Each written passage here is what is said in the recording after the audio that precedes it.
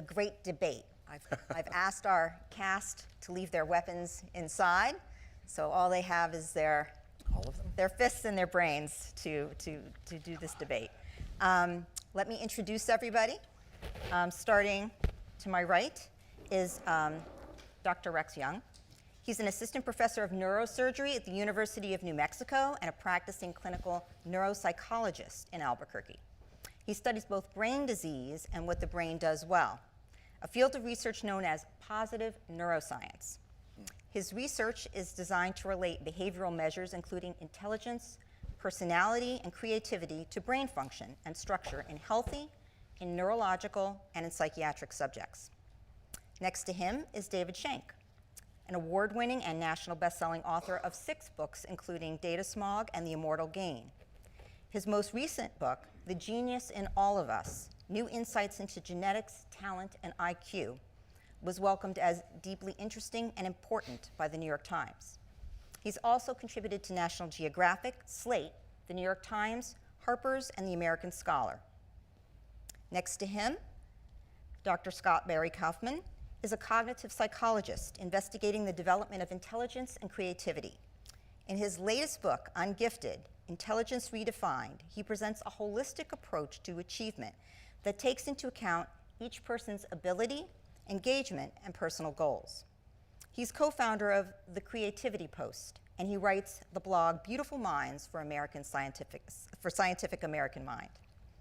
And next to him, Dr. Zach Hambrick is professor in the Department of Psychology at Michigan State University and associate editor of the Journal of Experimental Psychology. Dr. Hambrick's research focuses on individual differences in human performance, and in particular, the role of training history and basic abilities in expertise. He's written about his research for the New York Times and for the Huffington Post. So as you can see, we have a really wonderful expert panel, and I think to get started, we should really talk about what are we talking about. Let's define genius. What do you all say as to what it really means? David? Go ahead. Oh, me? Oh, sorry. You wrote the book. You wrote the book, yes. Yeah, So there's a genius in everyone here. So. and yet I don't like to use the word. It's interesting. Well, since you mentioned the book, I will say that the book is not intended to say that we can all necessarily even become a genius. It's actually an inside reference to a new way to think about the human genome, actually, and how we're all designed, which it turns out is built to adapt. And most of the book is dedicated to helping us think in this new way. I think all of us were taught basically to think about human potential as being largely or significantly inherited and being kind of being partly or completely based in biology. You have this stuff, intelligence, talent, giftedness. You have a certain amount of it. And what my book is about is, and I think we're going to be talking about, I think a lot of science is pointing in this direction clearly, is that instead of thinking about it as stuff, it's more appropriate to think about it as a process. So I guess I would answer the question, what is genius, as saying that it's a collection of skills, obviously people hitting the very heights of their domain, and that at the same time it's a process, because it's not something that someone has, it's something that someone is doing at some point in their lives. Does anyone want to add, disagree? The title of my book was Ungifted, so I'm much better at defining ungenius than I am at genius. I know a lot more about that. So genius is a label, like all these other things that we put on. We don't tend to think of people as geniuses unless they do some remarkable achievement, right? So then we confer. It's something we confer on people, and if their reputation lasts throughout the generations, then we become more and more convinced through the generations that person is a genius. But I think that probably something right off the bat, to be congenial, something we probably both agree on, and everyone here probably agree on, is that genius is a developmental process that like Michael Jordan didn't pop out dunking a free throw from dunking a basketball from the free throw line. It's something that develops, but it is something we confer on high achievements that radically transform a domain. So you wouldn't necessarily say it's different from high-level expertise, from innovation, or would you? So I guess I would, since it's supposed to be a debate, I'll Yeah, go for it. I don't have a book, so I guess that the lowest end of the spectrum. So I don't either. So. okay, good. But genius, as classically kind of defined, is supposed to be, really exceedingly rare aptitude, ability, that 1 in a million type of individual that you see out in the world. So you bring up Michael Jordan. Not everyone's Michael Jordan. That is a 1 in a million phenomenon, one of my basketball heroes that you really aspire to be. And then how do you get there? Is it a combination of these different cognitive processes? Is intelligence involved? Is creativity involved? Is talent involved? To what degree? And I think being able to start to parse this into different components, I think, is important as scientists. But it's still, at the end of the day, I think, is an exceedingly rare phenomenon that we would like to make more common, but that the term genius is something special. Yeah, I think I would agree with that. So, expert performance as a sort of a scientific, from a scientific perspective, we think of it as consistently being able to perform at a high level in something, and you can be an expert in most anything, from driving a car to flying an airplane or shooting a basketball. But genius is, I think, typically expertise is a component of an ingredient of genius. But genius is something that we think of beyond mere expertise. Mm-hmm. And what do you all say to the idea that someone could be born a genius? Are people born? Well, in the strictest sense, I mean, no one is born a genius. And on that, I think we all agree. I hope so. Yeah, I think hope that so. the fact that it's a developmental process is really clear. It emerges gradually. I think the question, though, the more sensible question is, are there kids that are born with the seeds of genius? Right. Whereas are there kids that, this is something we don't like to talk about, in polite company, right? Are there people that are generally just not born with the seeds of genius? Like, no matter what they do, they're not. That's really the crux of the question, I think, here. And then what does that even mean if you are born with the seeds of genius? Now, knowing that and we all agree that genes are always interacting with the environmental conditions. So if you can't even isolate that seed, right, or those seeds, then what are you born with then, right? And then that's the fascinating scientific question I think we all really are genuinely curious to know the answer to. Yeah. Do any of you do work that points us in a direction of, yes, some people are born with those seeds, some people really don't have the potential? Yeah. Well, we know that basic abilities, personality characteristics, we know that they're substantially heritable, meaning that variation across people in these characteristics is influenced by genetic factors. And in turn, they relate to accomplishment in different areas. But predicting genius is, like predicting a natural disaster. It's practically impossible for one reason, because it's so exceedingly rare. Mm-hmm. So we should probably get into heritability for just a minute, since the word came up. And I think Scott can probably speak to this better than I can, but just to kind of get the ball rolling, I think we need to be very careful, because there is a term of art, a scientific term, heritability, with a very, very, very nuanced definition that it would literally take forever, and it's not worth really unpacking, I don't think, unless you guys really want to try. But I think the point is that when that word is used for the public, what they hear is biologically inherited. That's kind of the way it's understood, and that's really not what it means on the other side. And I think the point is, as Scott said very quickly, but it's really important to I think to just backtrack and say it again. So genes actually are genetic expression. Genes get turned on and off or expressed by the life that you lead. So when we talk about human potential, it's impossible to know someone's human potential. We will never know someone's human potential because that potential, two people can have exactly the same genes, and the life they lead from the very first moment is going to create these differences, which part of which are the genetic influence on that life, because how the genes are working is dependent on the life that you lead. And I'll just shut up and move from there. No, that's cool. You know, I like to distinguish between genetic potential and like realized, but like what you actually see, right? You're never ever actually seeing potential, the genetic potential. You know, we give kids IQ tests, and I mean, we're not drawing blood. You know, I hope to God we're not. No one does that. You're not looking at their DNA, right? But then we make all these inferences about what it means for their underlying. And what I like to say is, in terms of observed potential, not genetic potential, which we never have access to. Observed potential is always a moving target.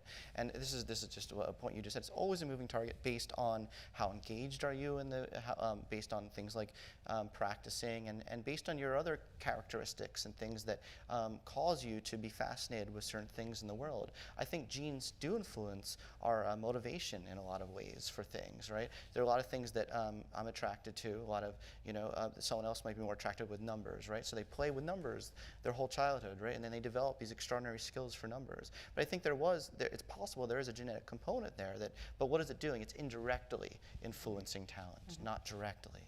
Would you say that, at least for genius in the arena where there is some intellectual pursuit, as opposed to, I don't know, something maybe that is, well, it's not fair to say, I was going to say maybe Michael Jordan, but there is an intellectual part of that as well. Of course. Do you think that having a high IQ is necessary in defining genius?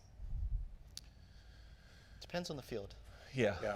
And It's a really important caveat, I think. Scott wrote a really interesting blog that I just read on this, and you can speak to this more Thanks, readily. Rex. But read We're supposed to be everything, fighting. right? Yeah. But we'll fight. Do you want a later. hug? Yeah. We can hug it out later. But it does depend on the domain, and IQ rarely falls in the below average range across these domains, with mathematicians having very high IQs. I think the range was 120 to 140 or something like that in mathematic prodigy is what you were writing about. Musical prodigies, a little bit lower, maybe 110 to 130. Artistic prodigies, maybe 100 to 120.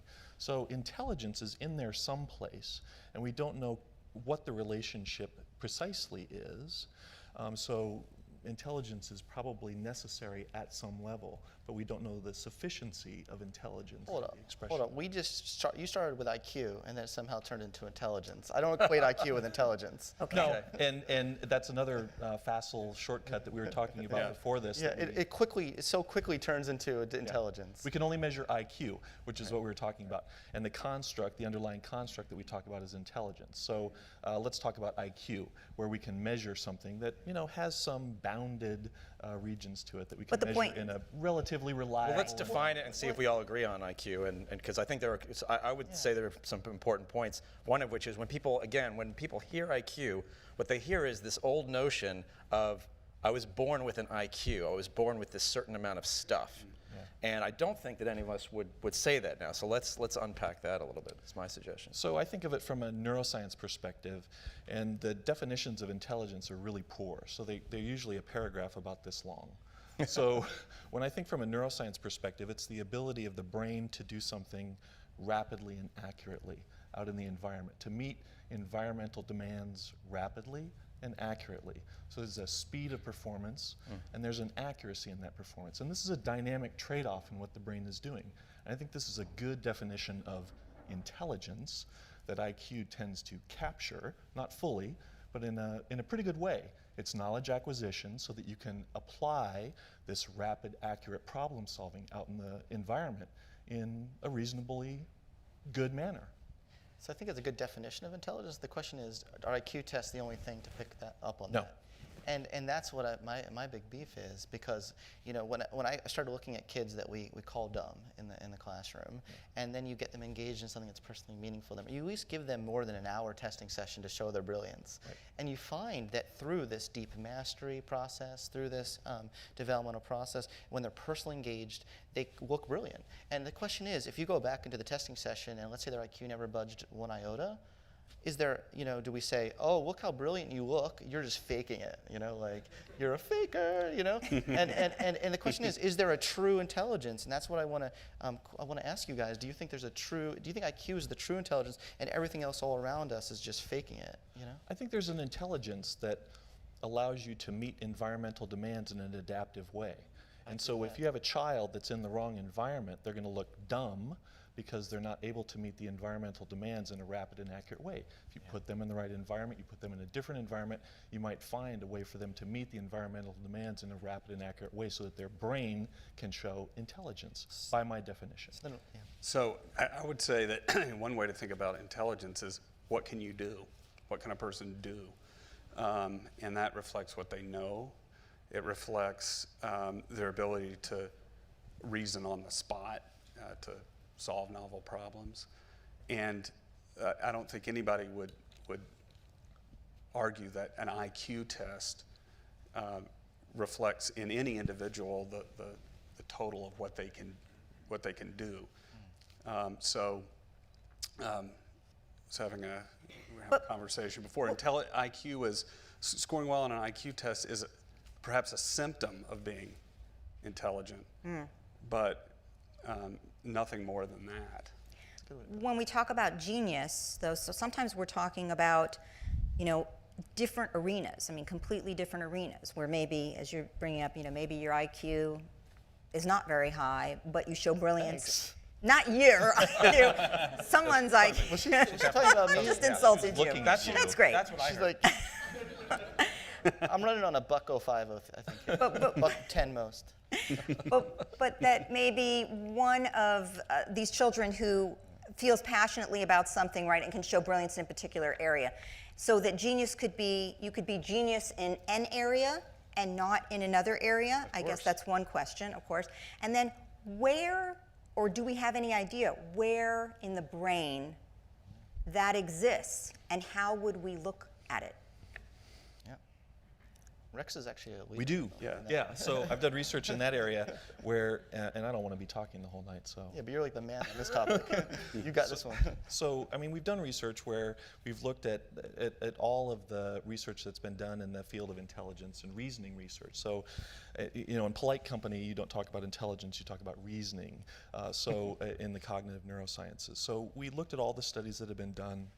There's about some 37 studies that have been done in about 2007, and we looked if there was any overlap or correspondence in different brain regions, and we found a striking similarity or overlap or correspondence of these different studies in regions in the parietal lobes and frontal lobes, where bigger, better, stronger, faster in terms of neural organization won the day. People that had better cortical thickness in certain regions of the brain in the parietal lobe, or white matter connectivity, or more functional fMRI activation in these particular regions of the brain tended to have higher scores on IQ tests. I won't do this again. And so we have a theory about how intelligence is manifested in the brain, the PFIT theory, or parietal frontal integration theory, which has stood up really well over time. Even in polite company of cognitive neuroscientists, where this is a particular, not the whole brain, and not just one region of the brain, but a network of brain regions that underlie intelligent behavior in humans. So we can see that. What about creativity, which is, I would think all of you would agree, a very extremely important part of the idea of genius, overriding. Overrated. What kind of role does that play? And again, where and how would we see that? Something really interesting, you found is that creative people kind of show the opposite pattern than intelligent people.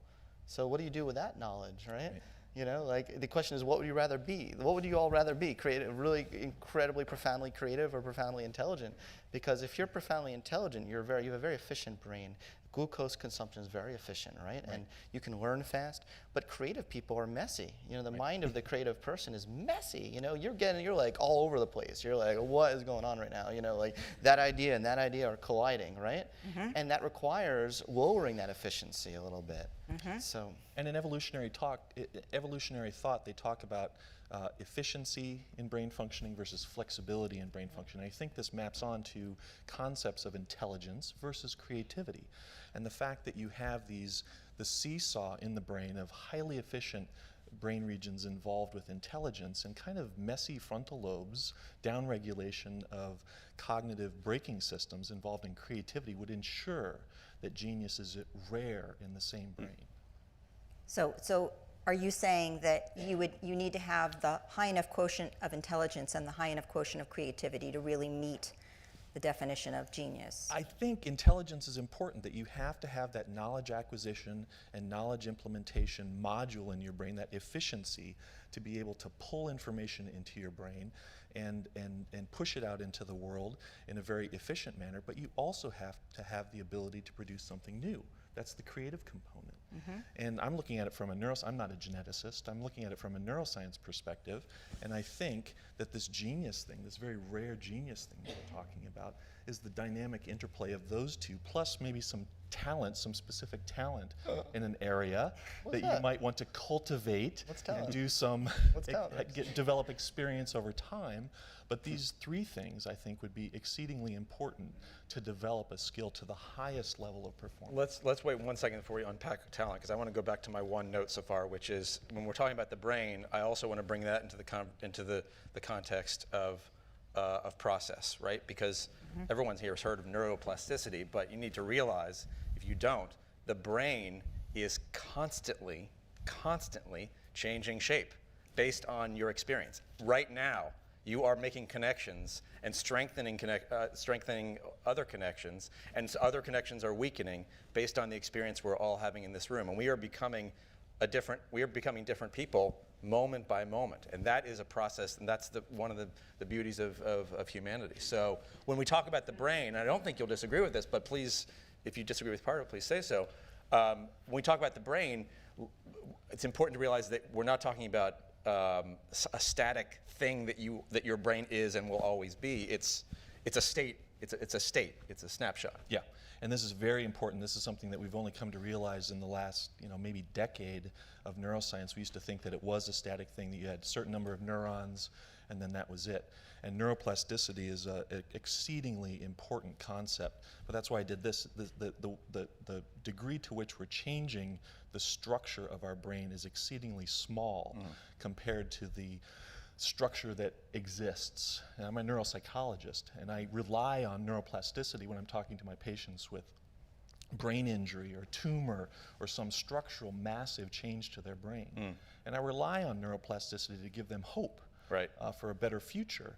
But the amounts of changes that they can make are exceedingly small compared to the amount of damage, structural damage, or the structural integrity of the brain that is there.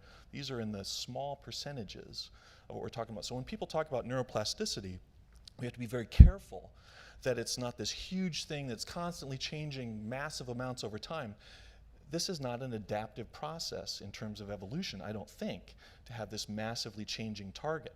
It has to be well adapted to the environment at hand. If you find yourself in a different environment where your brain is doing different things over time, sure, it's going to have to change to adapt, but it's going to be small amounts of change, this neuroplasticity thing that we do.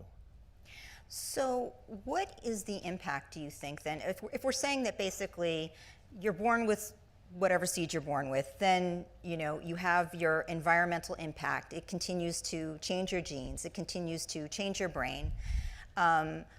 What about the environmental piece, or even the brain piece of things like resilience, of frustration tolerance, of hard work? What kind of impact do those have in terms of genius? Well, I mean, one of the things that we know is that in order to become good at most anything, you have to practice, right? It's necessary to reach a high level of skill. one of the questions is, why is it the case that some people are more willing to practice over a long period of time than others? And that might,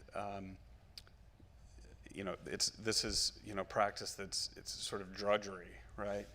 And so there might be personality characteristics related to resilience that predispose some people to engage in this sort of drudgery more so than others.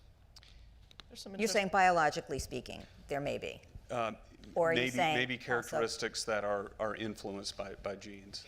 There's an interesting distinction between putting in the effort and then the flow state.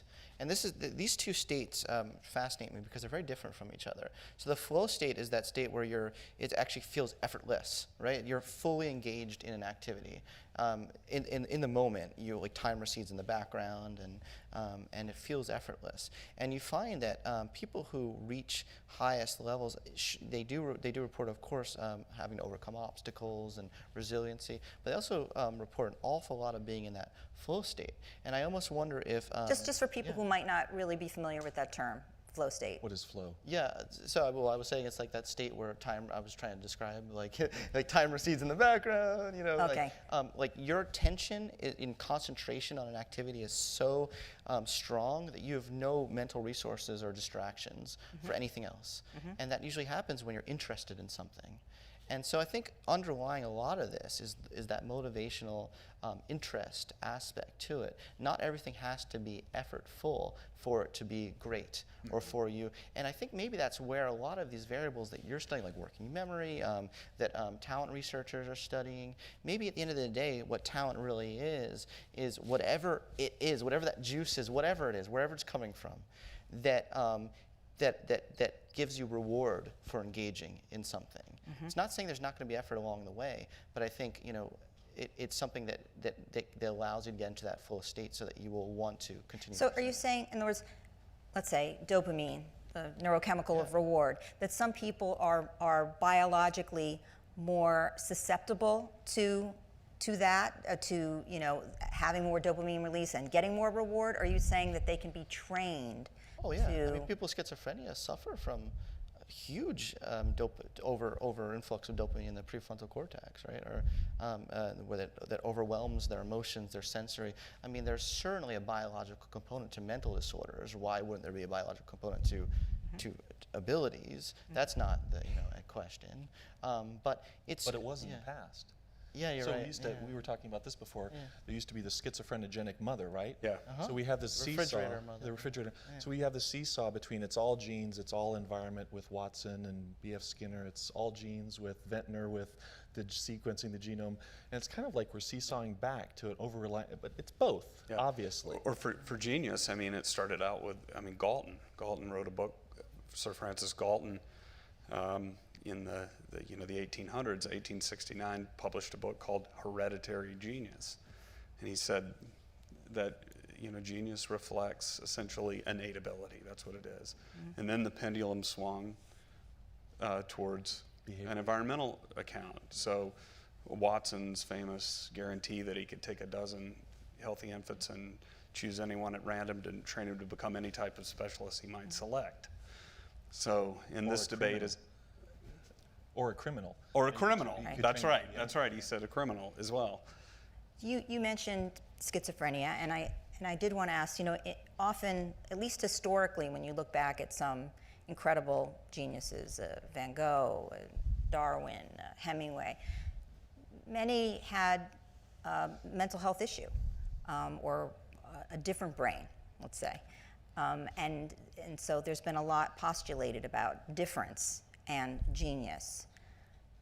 Can you speak to current work as to why that might be so? There's a lot of good research on this topic right now. I think it's a very we're making a lot of progress in this, and Rex actually is doing a lot of research on this.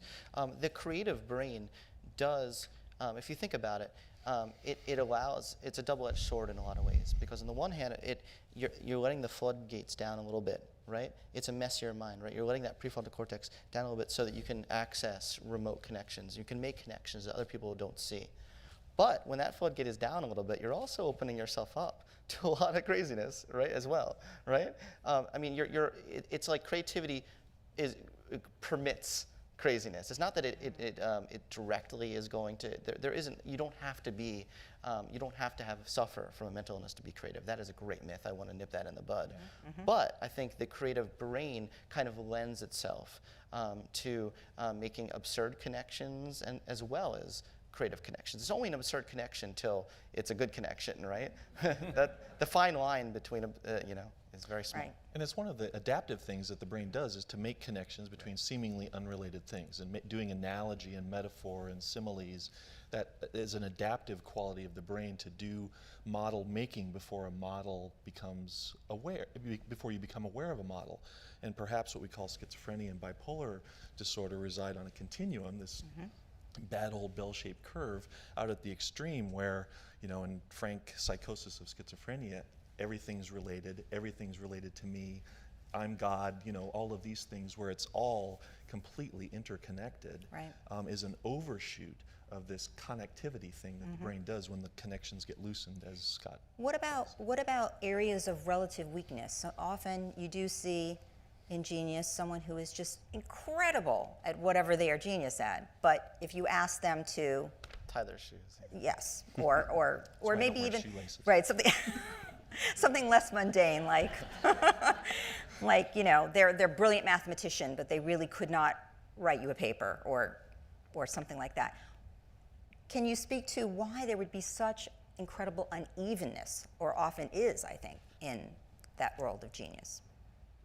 A lot of different skills out there. It's a matter of skill sets. I mean, Zach was making the point earlier that genius. It's not fair to just say geniuses are experts. There is some distinction there, but ultimately we're talking about people who are really, really, really good at stuff, and then really, really, really, really, really, really, really good at stuff. And there's lots of different things to be good at. And I think we've already talked about how being great at dunking the basketball isn't just like a matter of having a great arm and being able to jump great. There's lots of different types of intelligence that go into that. There's obviously resilience that goes into the determination to practice. So there's lots of different things going on there to in that soup to get to that process, to get to that high state. But still, in the end, it's a set of skills that Michael Jordan has, or at least had. They're maybe atrophying now, but. So would we be saying there's an area of the brain where this talent is housed that they've? No, not a single. Wouldn't say. It's the brain. It's the connectivity of. Exactly. I think it shows the incredible processing power of neurons in the brain in general. So in savants, I'd like to think about savants, where you have incredible processing power. Let's say a mathematical savant of the interparietal lobule or interparietal sulcus, which is kind of where math lives in the brain. We have this incredible processing power in this one region of the brain at the expense of activities of, not being able to tie your shoes or take care of your activities of daily living. So it shows the computational power of the brain in lots of different regions applied in one specific domain. And the brain also has a remarkable ability to reorganize itself when there is trauma to it. And I think that in some cases you do see extraordinary ability come from deficit. There's something called the acquired genius, right? Maybe to give hope to some people in this room. Some people have. People on the stage. We're still in the room. The people on the stage are in the room. Yes. But some people have fallen, and hit their head on a pole, and they wake up. And actually, one guy, the only one that's ever happened to, but he got out of the pole and he could play music. Yeah. He could just sit down at the piano and right, but they looked at his brain and they found, there was significant damage to the more language areas, right? But it seemed to have freed up the right hemisphere for or at least maybe the back, for more this music functions. So the brain does have this incredible ability to reorganize itself. Mm-hmm. What about the idea? Everybody would like to grow their own genius, and parents, are sort of wondering what can they do? What can they do to parent their child and take whatever seeds they've got and give their child the best shot? Is that possible? Is that a reasonable? We had all the baby Mozart will listen to music in utero, etc. Is this idea just a fantasy, or is there something to it? Let me first disagree with your premise. I don't, speaking as a parent, knowing, having spent a couple years looking closely at the lives of high achievers, we call them geniuses, whatever, they're not complete lives. These are people who end up becoming very, very, very focused and give up huge parts of what I think the rest of us would consider healthy, complete, normal, full, emotionally satisfying lives. Speaking as a parent for my own 2 kids, I want them to be great at what they want to do, but I also want them to have full, rich, emotional lives, socially, career-wise. I want them to be able to relax. I want them to be able to interact with people, all sorts of different people. Perhaps to be happy. Perhaps to be a little bit of happiness wouldn't be a bad thing. So, from my little perch and what I see of the people who actually live those extreme lives and have those extreme set of skills, you give up too much. Yeah.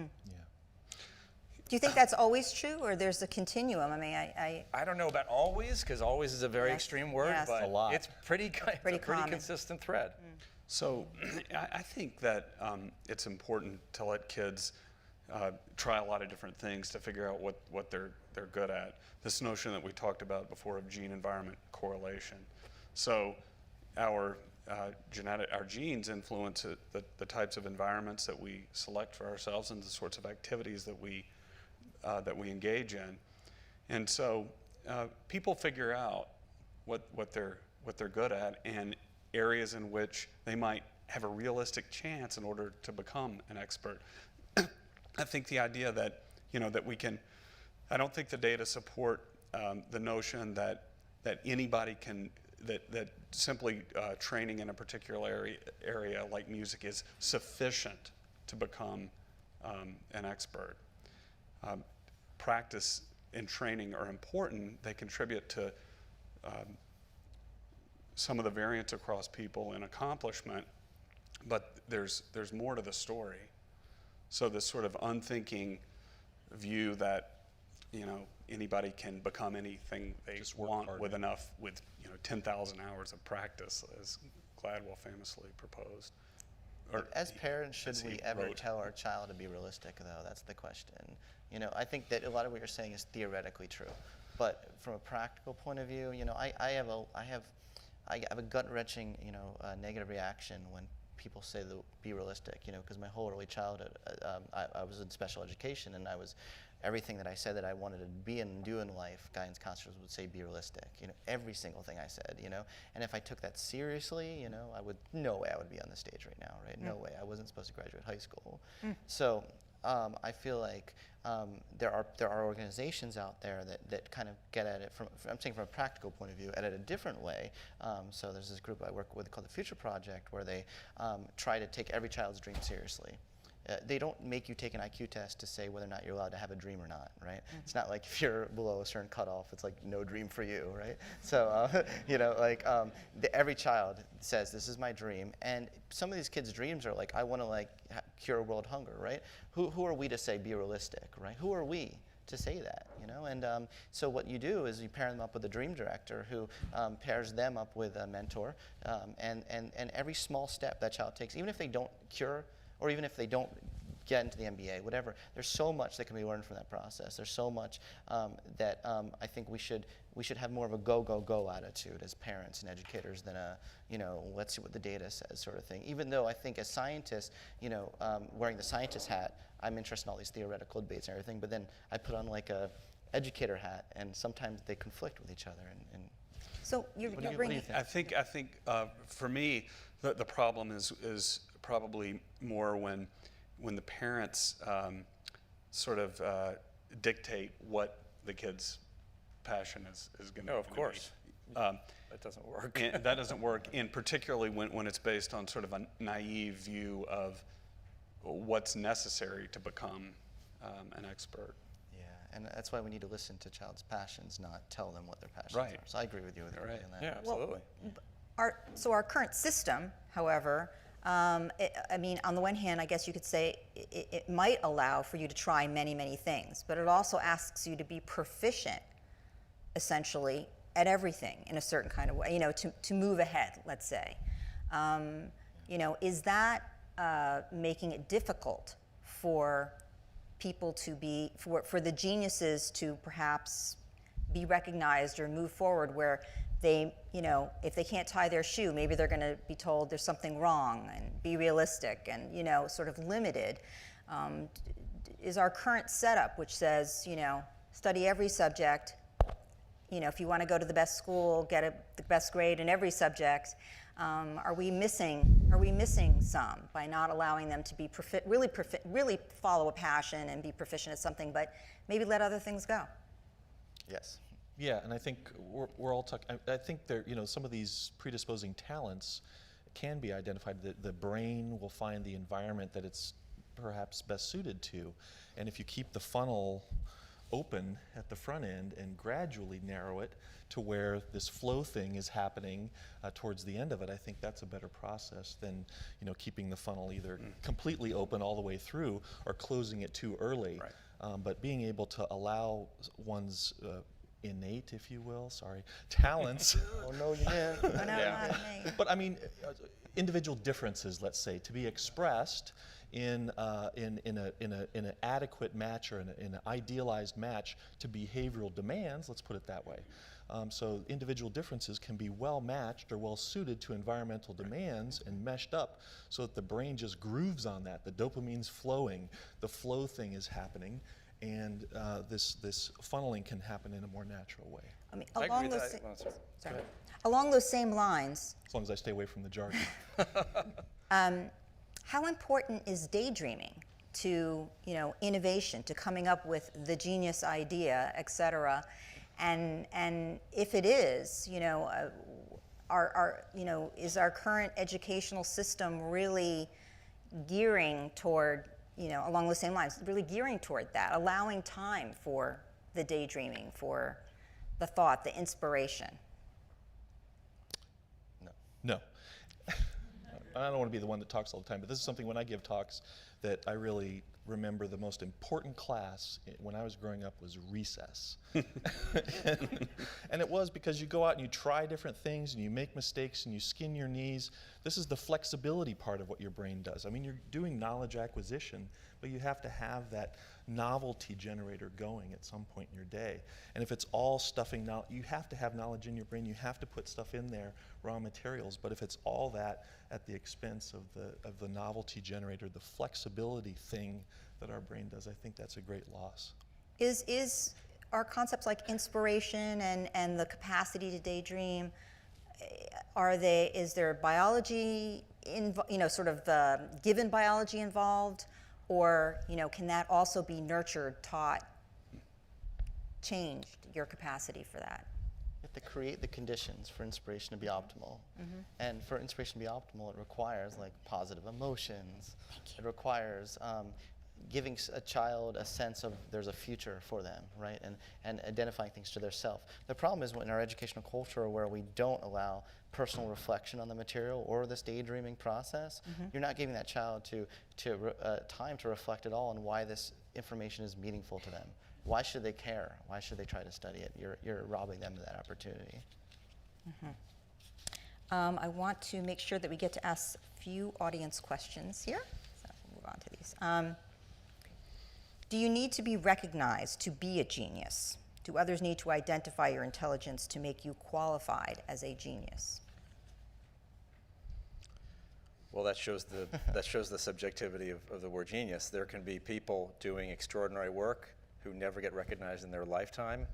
If a tree falls in the forest and it's never heard, well, then it's not going to be genius, and no one is ever going to call it genius. But if someone does extraordinary work and they're recognized 500 years later, then, you know, it's going to be recognized as such. So on the other hand, I think maybe the question also goes to this question of nurturance and encouragement. And is it possible to live an entire life without any recognition or encouragement, and just this doggedness of pursuit? I think it depends on the personality very much. Can each of you name two geniuses at work today? We usually consider genius in the past, but some of today's geniuses. Who do you consider a genius? Whoa. That is. I think I had the privilege of working with one person who I would call a genius, Herb Simon, won the Nobel Prize for economics, and why I think he's a genius is because he integrated so many different fields, from artificial intelligence to economics to psychology. It seems to me like people who are, kind of, that maybe are worthy of that label are people who have this massive synthesis of different fields and come up with new things. I don't know. I guess I feel like I am lucky to interact with really extraordinary people who do extraordinary things all the time, and I think so-called ordinary people can say extraordinary things and have extraordinary thoughts, and I think that there's something unhealthy about this kind of continued obsession, not to bite the hand that brought me to this stage, but this idea that there are the geniuses and then there are the rest of us, and let's identify this group and let's figure out why we're all different from that group. No, there are extraordinary things that happen in our lives, and a 5-year-old can say an amazing, amazing thing, very, very profound, that can change the lives of everyone in the room around that person. So I mean, that's happened to me. I don't mean I was the 5-year-old. I mean I was someone in the room. So I think, do we all? And I think everyone has experienced. I hope in a room where something extraordinary happens. And the question is, are we attuned enough to recognize it and to open our own lives to be influenced by it? I think that's the more interesting question. But does that change the meaning of the word genius then? Yes. Of course it does. It's yeah. tricky because it's like, if genius is by definition something extraordinary, rare, if we start defining genius as those instances you just Extraordinarily mentioned, common. Well, do big we- G and little g, genius, right? Right. Maybe? And there's a concept of near genius, which I think most of us have experienced, where you're having that really great day and it's like, that's a great idea I just had. But then you try to do it the next day and it's like, God, I need another cup of coffee. That kind of flash of insight, or that flash of where everything is clicking, your talents and your creativity and perhaps your intelligence are all clicking on the same cylinder, and that's perhaps going on in the 5-year-old. This is what the human brain does. And I think it's appropriate to keep genius perhaps separate at the end of a continuum that we need to understand. It's not an either-or proposition, but it tells us something very important about how the brain works, about how genes work, about how behavior works, and how we can influence the rest of us, our poor saps down at this end of the spectrum. But if we make it something that's exceedingly common, we won't be able to bring up the rest of us, poor saps, and to cultivate that without understanding how it is manifested at its extreme, I think. It's sort of telling that in terms of, we can't even quite settle on what genius is. No one has answered the question yet. You came up with one, genius, and I haven't come up with my two, and you. And so actually, it's your hard to- genius, one thing. It's that- hard to. It's hard to say. It's because it's either exceedingly common or exceedingly rare. Right. So Right. you had a That's very, right. you had a That's very, right. you had a very rare person. You had a very, common. It also example. puts a lot of pressure on people. Every day I see a new person whose IQ is higher than Einstein's. The Huffington Post article, like little Mary's the next genius. It actually puts a lot of pressure on these kids, right, to put that label on them, to live up to that. And in fact, Einstein's IQ was not that high. Well, he never took an IQ test. But they estimate that it was in the mid 120s. Really? Based on his. Oh, they estimate it. Well, you can estimate intelligence by taking an IQ test, right? Oh, So you can estimate IQ by looking at behavior. You can go the other direction too. But one thing that Einstein, and actually your economists have in common is another, it's not an audience question, but another question I do have, which is, can ideas that are bubbling up within a culture, from many people, from the culture, that are then brought together, let's say, and the new ideas produced, or the synthesis of these ideas are produced by one person, is that the genius of their brain, or is that really sort of the genius of the the right time, the right moment? Can that produce genius? The zeitgeist. Yes. I think absolutely. I mean, culture is an integral part of everything we're talking about. And when we talk about culture, it's not just like the culture of Silicon Valley. It can be the culture of of a block, the culture of a family. There's microcultures and there's cultures that spread out, and they all influence who we become from the moment we're born. So, of course, it's all a process. It's all influential. If IQ tests don't measure genius, how can we really measure intelligence? Is intelligence measurable? Is intelligence genius? There's like an extra leap in that question. Yeah, we haven't assuming equated is genius. intelligence with genius, first of all. That's a good point. IQ is highly measurable, reliably and validly in terms of its. IQ can change, though. And IQ can change within a range, and as you, I mean, this is all really well known in the IQ field, but it gets more and more accurate in terms of its predictive ability for future IQ tests as you get older and older. Okay, so I don't think we can, We've- to we've answer all- that person's question, though, yeah. I don't think we can measure potential for genius ever, With an IQ test. and especially with an IQ test. Yeah. Or really probably with anything. Anything. Because, I mean, genius reflects so many variables, both characteristics of the person and also characteristics of their environment. And so I think that it's for all intents and purposes impossible to predict genius. I disagree. Okay. Perfectly. thank God, because we're going to be done soon, and it's like our first disagreement. Go. Well, I mean, so we've kind of reified genius now inappropriately. So let's substitute schizophrenia for genius. Okay. Schizophrenia is so complex a disease, so multi-determined. There's genetic and environmental influences. We'll never understand and cure schizophrenia based on what you just said. If you just substitute schizophrenia for genius, I think that these things are decomposable into bits and pieces that scientists can start to take at and nip at in a concerted way. Well, maybe if we could settle on what genius is, then I would agree with you. Well, I think it's three things. Okay. It's some level of intelligence that appears to be perhaps necessary, not sufficient to ensure its success. It's a high-ish, but not super high level of intelligence. Around 120 seems to be, kind of the sweet spot. It's a certain amount of creativity that is important for its manifestation. You have to be able to put together ideas in novel and useful ways that people haven't ever seen before. And it's certainly the manifestation of talent in some given area, whether these are genetically predisposed or environmentally constrained. That's a false dichotomy. They obviously are both intertwined together. It's an enormously complex problem, but it is decomposable from a scientific perspective, or So all is lost. Those are all like the potential for a genius accomplishment, as opposed to saying that it's someone who has done something that has been recognized, that has changed Is genius who you the are course or of what humanity you do? in some way.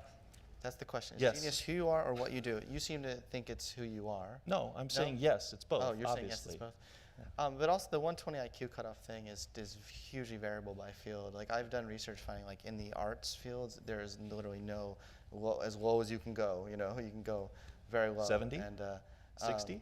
I guess 70 is in the normal Yeah, range? so 60. You look at some savants with an IQ of 60 who do remarkable things in the artistic domain. In the artistic, I worked with, you wrote about Alonzo Clemens in your book. I worked with him in Colorado.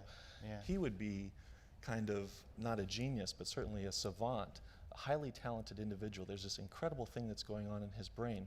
So then trying to disentangle, as a scientist try to do, exceptional talent from that genius thing, I think is important. But then in other fields, I was going to add to what you said, in other fields like science, for example, the best available evidence suggests that where IQ is concerned, the higher the better. This sort of threshold idea. Hard sciences? Yeah, I mean, you look at Lubinsky's and Benbow's data. Do you want to get me started on that data? Yeah, don't done- get both of us started on that. Okay. data. What do you want? Should we open up that can of worms? Okay, We should probably take another question. do it. No. Are you scared? No, I'm not scared. It's not my data. Well, actually, someone I'm only does. defending 120. You're going higher than Well, that. along those Well, lines. I think their evidence is quite clear in accomplishments like earning an advanced degree or patents or publishing in scientific journals. So individual differences in intelligence matter even at the high end. And so, people who are at the very highest, 99.9 percentile, are more likely to have these accomplishments than people who are merely at the 99.1 percentile. Unfortunately, they don't have a very good control group. So they haven't given anyone else a chance except the ones they identified at age 12 as doing really well in the SATs, either verbal or math section, right? So I think there needs to be more research where you actually give these kids a chance to actually attain those levels. That's my biggest beef, and I know yours is about creativity. It's about creativity.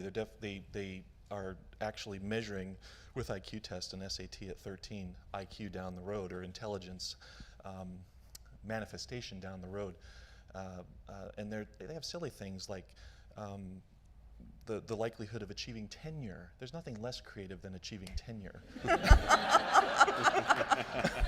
They're equating that with high creativity. I mean, And they're equating that with high creativity. So I agree that patents are a good measure of creativity, and publications, and certainly citations to those publications, are an important measure of creativity, but achieving tenure, not so much. And if you want a PhD, I mean, you have to do well on these standardized tests to get to the standardized next tests. level. Yeah. So why are we like, oh, look at our brilliant finding. We find that IQ correlates with PhD attainment. I mean, if you're not good at these tests, you're not going to get to that level, right? Yeah, but they're finding that that even in Within this, that small band. Yeah, within that small band. That, Someone gets more PhDs than someone else. They're more likely to get advanced degrees. They're more likely to work for a Fortune 500 company. there's and so they get much this more both to this. prospective data and retrospective data. Their By the way, I income do is think high. they have some Yeah. good data. Like I think Yeah. Babinski's a terrific scientist, I want to say. But there's so much more to life than getting PhDs. You know, there's so much Yeah. more to life. Yeah. Why do you often see someone who is a savant at a very young age sort of level off or even decline in whatever their talent is? Some just burn out. I mean, you often with someone who is doing something extraordinary, they sort of just continue to blossom in a certain kind of way. There's probably certain neurological processes that are going on that we're starting to understand how the brain is organized. That myelination happens, and the frontal lobes only complete myelination in the early 40s. But then after that starts a gradual process of demyelination thereafter. So this curvilinear relationship, developmental relationship of myelination and demyelination that may interact with the structural integrity of the brain to do this very high-level savant skill. The connectivity you would imagine that would be involved in pulling that all together would be exceedingly high. So someone who doesn't fit that bill, Albert Einstein, would you all agree he qualifies as a genius? Would I think he's overrated. Overrated. You're a tough Everyone's always customer. like Einstein. Einstein this and Einstein that. Everyone comes up with quotes every day that he never said. Why is on the internet. Why is his work overrated? No, I'm obviously You're joking. being okay, good. Thank goodness. So he continued to. So in this idea of demyelinating after 40, he continued to do this incredible work. But not in the hard sciences. So in 1905, his golden year was, I think it was 1905, was when he produced these 5 seminal papers. 1908, I think it was. 1908, 2 of which won him the Nobel Prize. It's very early on when he was in the patent office, when he was a young man. And he went into leadership roles and writing books and different creative genius type things, but it was in a different realm than the physics that he had that high creative talent. Is it fair to really compare geniuses in the sciences, in the math, in art, in sports, and can we even do that? It may be fair, but it's hard. I like to. I think Michael Jordan is a genius. Yeah. And I think of him and Larry Bird. Larry Bird were kind of, and Magic Johnson, who's another, kind of different era. I'm a little bit older than probably most people out there. But Magic Johnson and Larry Bird went head to head for many years. And Magic Johnson won many more championships and had great success. And Larry Bird was, kind of really hard worker, but was obviously less gifted than Magic Johnson. Now, he may have even worked harder than Magic Johnson. I think about these two putting great amounts of effort into their battle with one another. And this is kind of the prototypical basketball battle, man against man. And Magic Johnson came out on top. But Michael Jordan couldn't like ballet dance very well, or belly dance. I don't know if he was a good belly dancer. The point is, you look at other fields, right? You know, it is domain specific. Genius is, you know, we can't really compare genius, the very same characteristics across all different fields. I wrote an article called "Could Michael Jackson Have Created Twitter?" And if you do it, that's the title of the article. Little tweeting about it. I know. Oh, that's Justin Bieber. And if you do a really strong analysis of him, he was just perfectly suited in every way for exactly what he did, even down to the minute, specific form of music expression. So would he have been able to play in a symphony orchestra? I argue probably not. You know, so it gets down. You know, genius probably.